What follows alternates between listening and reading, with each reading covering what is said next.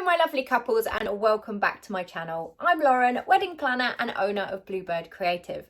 I provide a weekly dose of wedding planning goodness for the modern couple. So if you haven't already guys, make sure you subscribe to my channel. Don't forget to hit the bell because then you'll be notified every week when a new video lands. If you're not already, then also make sure you're following me over on Instagram at bluebird_creative, where you'll find that I'm doing daily stories, lots of behind the scenes. Wedding season is about to begin, so there'll be lots of behind the scenes on our weddings, more inspiration, lots of tips and tricks. It's fun. I'm a bit silly over there. You get to see I say the real me. This is the real me, but a bit more of it if that's your kind of thing. So come and join me over there.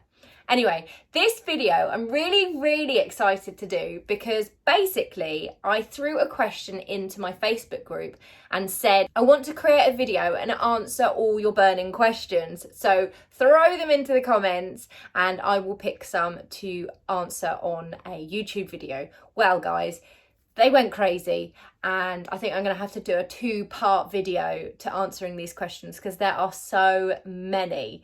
Today I'm going to answer 11 of your questions. Let's dive in. So question 1 was how to choose your hairstylist and makeup artist before actually booking them. How do you know that they're going to suit you and that their style works for you? Guys, Instagram is your best friend here. Your hairstylist and makeup artist should be using Instagram as pretty much a portfolio. That's nowadays what a lot of people use it for. So go and check out local people in your area using hashtags. For example, I'm based in Surrey, so I might put in Surrey hair and makeup artist and see who's coming up. Then have a look through their feed. Is it something that sings out to you and you think, yes, that is totally my style? If it's not, move on, find somebody else. Have a think to yourself as well and be like, do I want natural hair and makeup? Do I want something that's a little bit more glam? Have you got a Pinterest board with the hair and makeup styles that you're drawn to?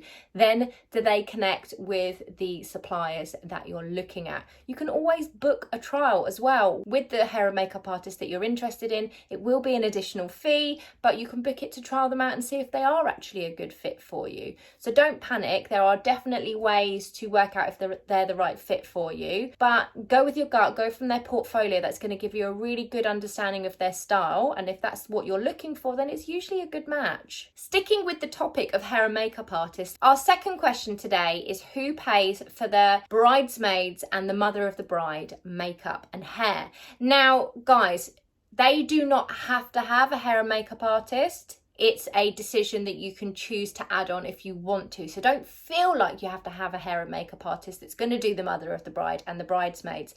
You might just decide that you're going to have a hair and makeup artist and that your bridesmaids and the mother of the bride have to do their own makeup and hair. If you don't want to do that, that's also fine. You can have somebody come in. You can pay for it if you've got the budget and you want to treat them to that. Or you can say to them, would you like to have your hair and makeup done professionally? If so, I can find out the cost for you to have it done. And then they can pay to have that done as well. Don't feel like you have to pay for that because you don't have to. There are no set rules here. If they want to have that, that's great, but they don't have to.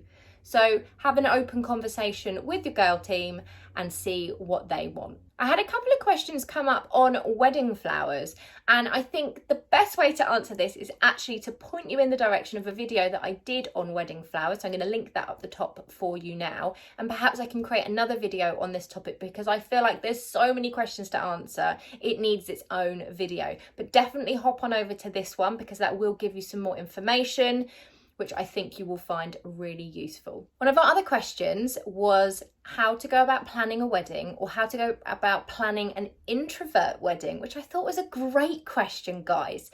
My biggest piece of advice here is to perhaps look into having an elopement or an intimate wedding. Intimate weddings are usually up to 30 people. They're a lot smaller, they're a lot more intimate, they're a lot more detailed, they're a lot more about your love story, and there's less of the extravagance because a lot of people that opt for that option don't feel comfortable parading around in front of all their friends and family. For some of us, it's a lovely experience, but for other people, they just feel a bit overwhelmed and intimidated and they don't want to walk down the aisle in front of everybody and so on. So perhaps an elopement or an intimate wedding is the right way to go. And there's some amazing planners out there and some amazing suppliers that work specifically in the elopement and intimate wedding category. So definitely do some research and you'll get some amazing advice. Another really good question that we had was about removing tables during a turnaround between the wedding breakfast and the evening reception. So wedding breakfast, guys, I get a lot of questions from US couples. Why does it have to be a breakfast? What are you talking about with the wedding breakfast? That's the dinner, okay? So when I'm referring to the wedding breakfast, I'm just talking about the dinner. It's just what we call it over here in the UK.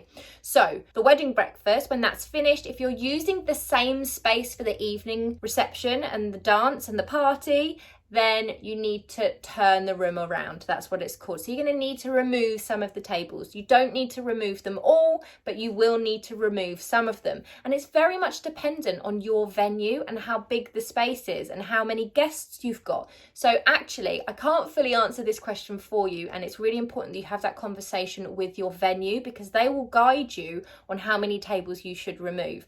You would likely remove at least half of your tables and just leave a few left for guests. The likelihood is that you don't want all your guests sat down during the evening reception.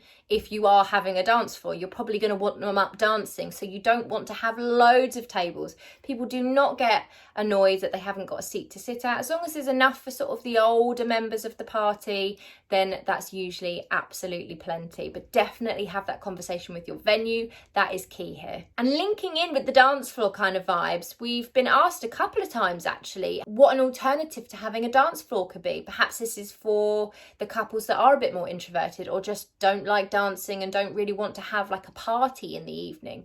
And I've got a couple of suggestions for you here. So it doesn't mean that you don't have to have music for starters. You just don't have to have a dance floor. But I would definitely recommend having music in the background. In fact, I recommend that through every part of the day because it just creates atmosphere and mood, and it's amazing. I know somebody that had board games on each of their wedding tables, and I just thought it was such a fun and exciting idea. I'm a massive board game person. I love a game. So you could have just really fun traditional games from like when you were kids, for example, like I don't know, Buckaroo and Operation, for example. And you could have one at each table and guests could move around and they could go play that game. They could move to another one and so on. Or you could hire in a company that put on games for you, for example, casino games. So there's lots of different options, or you could have an activity, or you could put on some mini golf inside. There's lots of different options. You could think more about activities as opposed to dancing. So I hope that helps answer that question and give you some fun ideas. Next question came up quite a lot, and that was what time should we have the evening food? I think a lot of people worry that it's going to be too late, but trust me, 8:30, 9 p.m. is the perfect time for evening food. Most people will have their evening guests arriving between sort of 7 and 7:30. The first dance is usually happening at that time, as is the cake cutting. People will get themselves a drink and then the food will come out at about 8:30, 9 p.m. And it's usually perfect. People that are coming in the evening, they may have had a snack beforehand anyway, but it's usually quite expected. The food's not going to be available until about 8:30, 9 p.m. Remember that your guests that have been there all day will not want food earlier than that because the wedding breakfast would have only finished at sort of say 6:30 p.m. So they do need a little bit of a break before they have the evening food to soak up some of that alcohol or just a snack on if they're not actually drinking. So don't panic, that's not too late, that's the perfect timing. This was a really lovely question and I have been asked it a few times before actually. Somebody asked how to include their parents if they have passed away. And this obviously applies to any family member or anybody that's important to you. Now, ideas that I have seen before and that my clients have done before are, for example, having a memory charm on the bride's bouquet. That's a really lovely way to just include them. I know somebody that had that with their father on it, and when she walked down the aisle, she had him with him. And I just thought that was lovely. You can also do memory tables. So having a table set up with photos of anybody that has passed or that's really special to you that can't make it on the day. It's really nice to just have a little table set up to remember those guys and to kind of like incorporate them and pull them into the day. Another question that we got asked was about photo booth backdrops or just a backdrop for photos. You don't have to have that, guys. That is a trend that has come up over the last few years. don't feel like you need to have that. If you want that, that's amazing. And there are lots of ways to do it. You can hire a flower wall if that's what you want to do, but that's not the only way that you have to do it. You can literally just have an area in your venue that you feel has got like a really cool backdrop. For example, just like a cool brick wall, or if you've got a neon light that you've hired for the wedding, you could have that as your backdrop, and so on. Don't feel like it has to be a flower wall, just an area that's got a cool wallpaper, or you could move some of the flowers that you've used for other parts of the day to create a bit of a backdrop and a bit of an area for your guests to take some nice photos. This was a really interesting question, this next one. I got asked if you have to pay for your guests' transport home. Absolutely not. No. In fact, I don't know anybody, none of my clients have done that. Obviously, if you want to do that, then that is such a lovely gesture, and I'm sure that your guests would absolutely love that and appreciate that and probably love you forever. But you don't have to do that. I mean, you know, my ethos here, guys, is you do you. There are no set rules. There are no hard and fast rules. You make the decisions that best suit you, the wedding that you want, and your budget. But on that one, no, you don't have to do that. You really, really don't have to do that unless you want to. So don't feel obligated to, because I literally don't know anyone that has done it. And if you have, then you are a lovely person. And then finally, one of the questions was, how do I reduce stress during my wedding planning? And again, I think I've actually done a video on this, so I will link it up the top here for you, because there are lots of pointers that I can give you on this particular topic. But I would say that the number one thing is just to try and make sure that you are organised. Give yourself time to allocate towards your planning. And in fact, I am in the process of creating a really, really cool resource for you guys. I am so excited about it. I think it's my best digital product I've ever created, and I just have this feeling it's going to be a bestseller, because I'm essentially creating for you every step you need to take during your wedding planning with a full-on timeline. I mean, if you've got my checklist that I give you guys for free, that's really good. This is like 10 levels up from that. I literally give you the full timeline with every single step for each supplier, the whole process. I'm so excited about it, and I know it's going to be a game changer for your wedding planning, and it's going to make it so much less stressful, because I'm literally handing it all to you on a plate, and I'm really, really excited about it. But if you want some more stress-free wedding tips, then definitely go and check out that video that I linked up there for you as well. So there we go, guys. There are 11 questions answered from my Facebook group. There are so many more, so I'm going to make another video on answering some of those questions as well. If you've got any more, then make sure you get into the Facebook group, guys, because I answer a couple of questions in there when I can. We have got an amazing community in there.